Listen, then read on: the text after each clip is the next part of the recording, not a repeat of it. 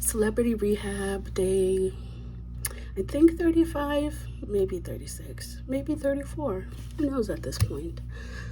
We are nearing the end. I have 10 days left. It's very bittersweet. My last day will be the 17th.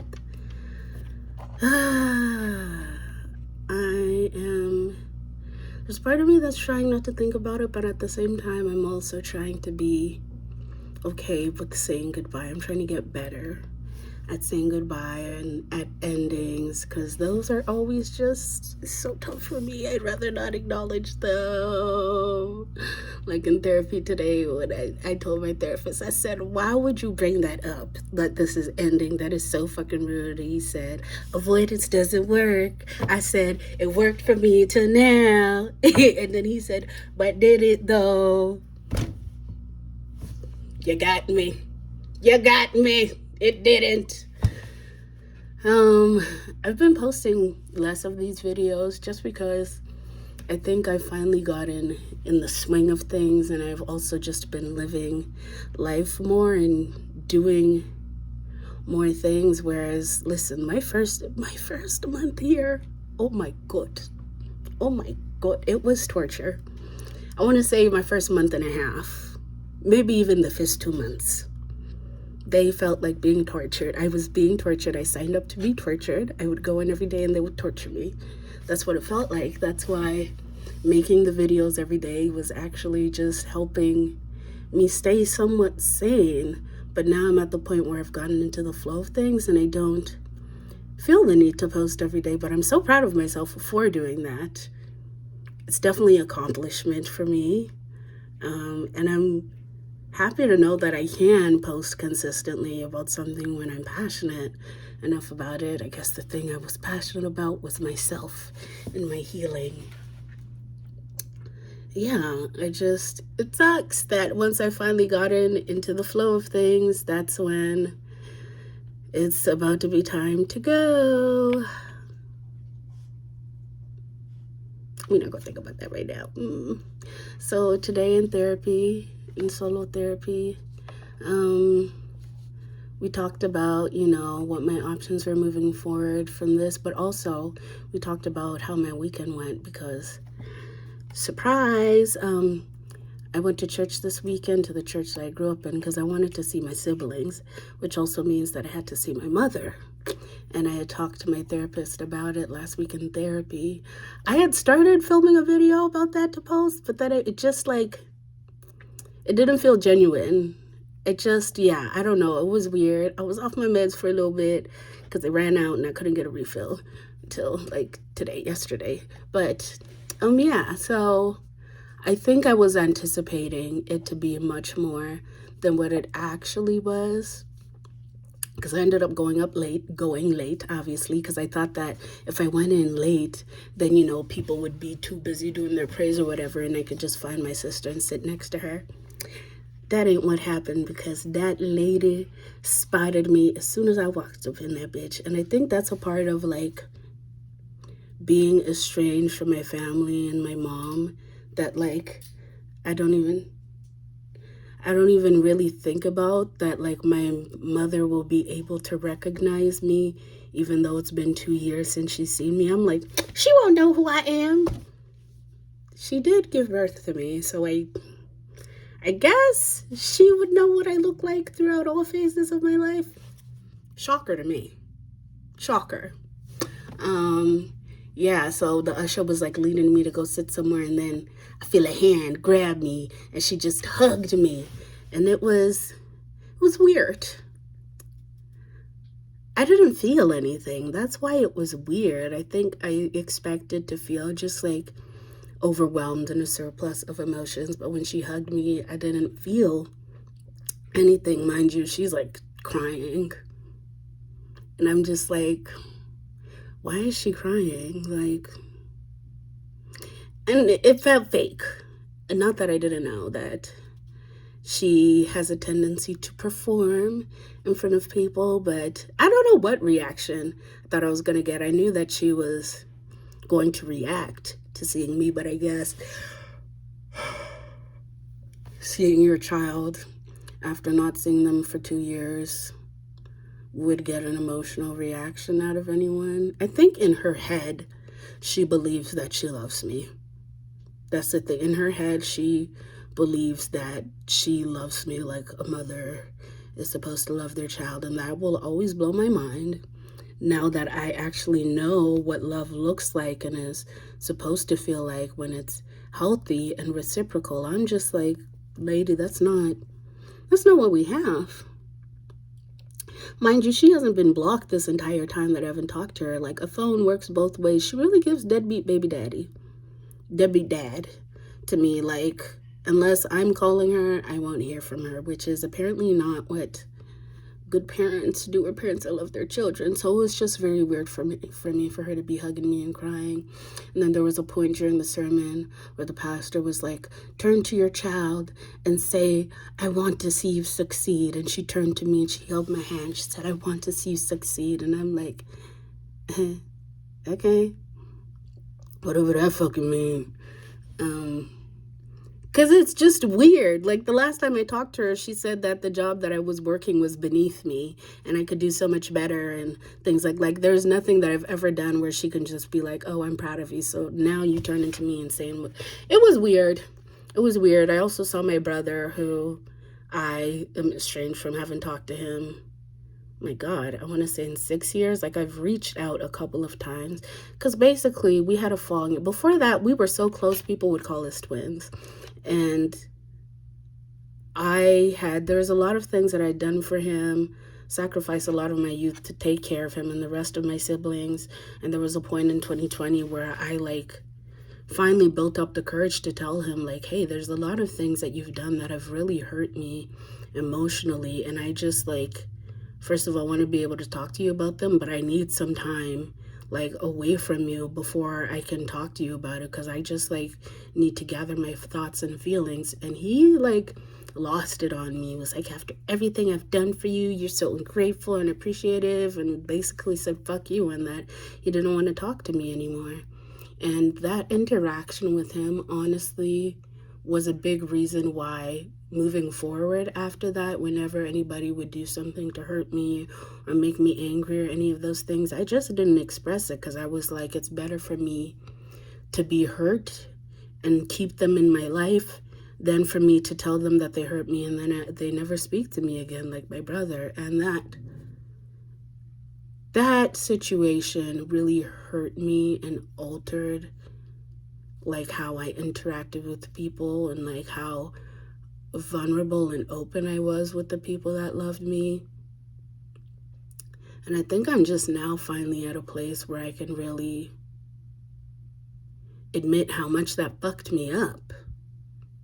Now that I'm able to express when I'm feeling hurt and all of those things, that really fucked me up. It stunted my growth in certain ways, because I was like, this is somebody I would call my twin before we was calling people twin, because we were so close, and he just did not care to have any conflict resolution or repair the relationship. So I saw him too. Obviously, he didn't acknowledge me at all. We didn't speak a word to each other, and I was just like, okay, because I'm not going to force it at this point. I've tried to reach out a couple of times to be like, are you ready to talk about this? And it's been a fuck you every time, and I'm not about to keep reaching. I'm not your mother. Mothers have to love their children unconditionally. I'm not your mama, bitch. My love has conditions. It do. And I'm glad that I finally recognized that I'm not his mother, that I'm not any of these kids' mother, as much as I love them. Yeah, but then when the sermon finally ended, my mom just busted into tears and started bawling her eyes out that I was there. And it was just, I didn't feel anything, which is this growth to me, because there was a past version of me that the moment I would have saw her crying of that would have rushed to comfort her and, she feels something for me, this, that, the third. But this time it was just what am I supposed to do? And so I kind of stood there while she cried for a moment. She was crying for a good 5 minutes. And so after a while, I was patting her on the back. I said, it's okay.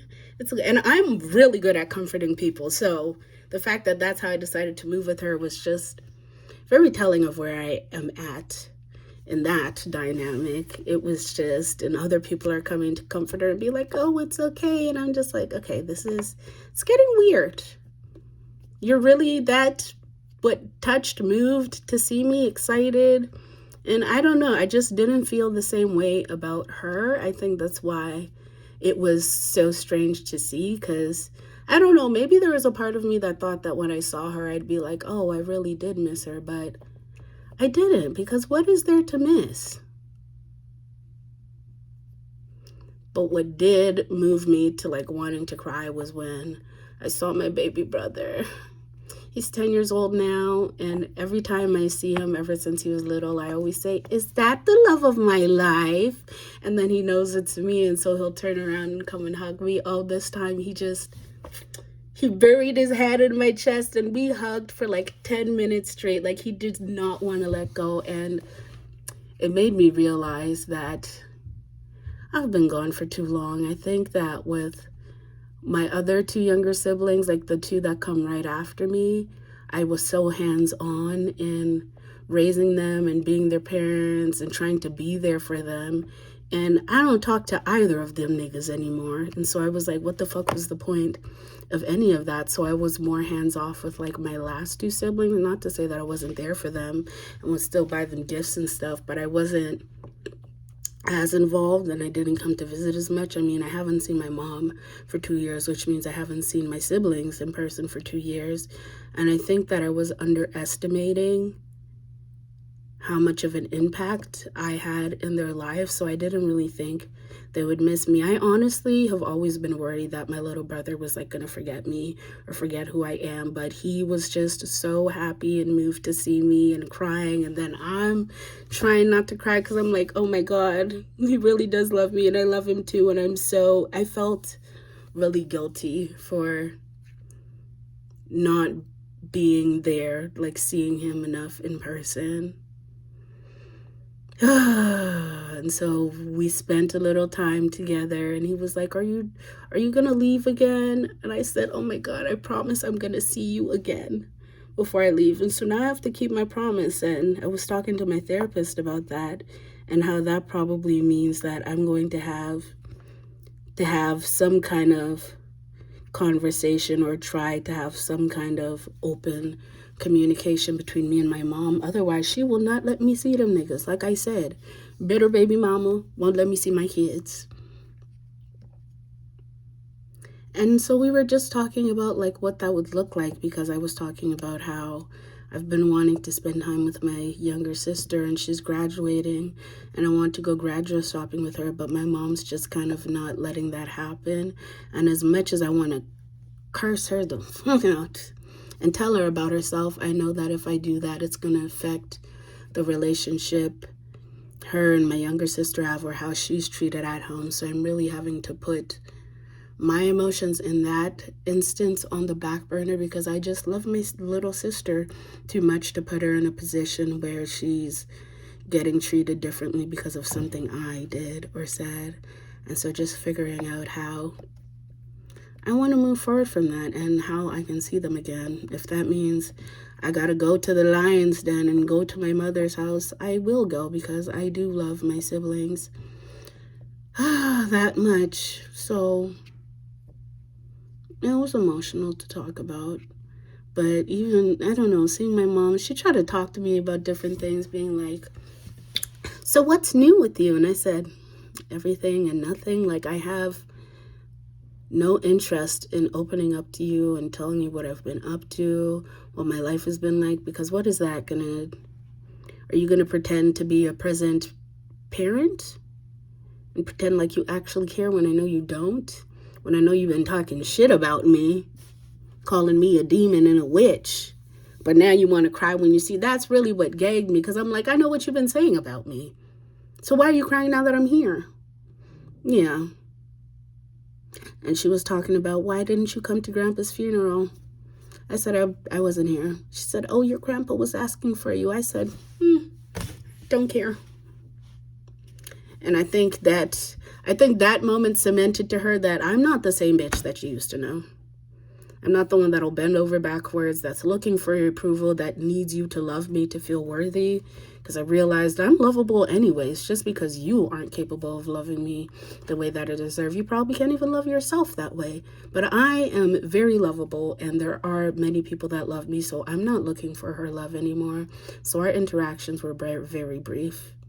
But I am going to have to plan to see her before I leave so I can see my siblings. So that's where I'm at. And I was just talking to my therapist about like how I'm really gonna miss him, and how him just being such an emotional man, just a soft man, he be crying during our sessions. Not like crying, but you know, a tear will roll down and he'll be like, "You're just doing such amazing work." And I really appreciate that in a therapist, especially a man. He's like definitely shown me like how soft men can be, and that I really appreciate softness in men. And he was talking about like if you were ever to go into like a social work or a therapy position, I think you would be phenomenal at it. And he was asking me if I've ever considered it, and I was like, I have considered it, but honestly I always thought that I would just cry too much. But like seeing you in our sessions the way you cry, that I see that that's okay now, you know. And he was like, you're just so introspective, and I love the way that you're able to like look at all points of the situation, and just like giving me a lot of praise. And I know that he's proud of me, and I'm his favorite client. So and I'm just really, oh my God, I'm really gonna miss him. I hate goodbyes. But we have done some phenomenal work, and if it had not been for the work we've done, I don't know that I would have been able to be that level-headed when I saw my mother this weekend. Yeah, so that was Celebrity Rehab.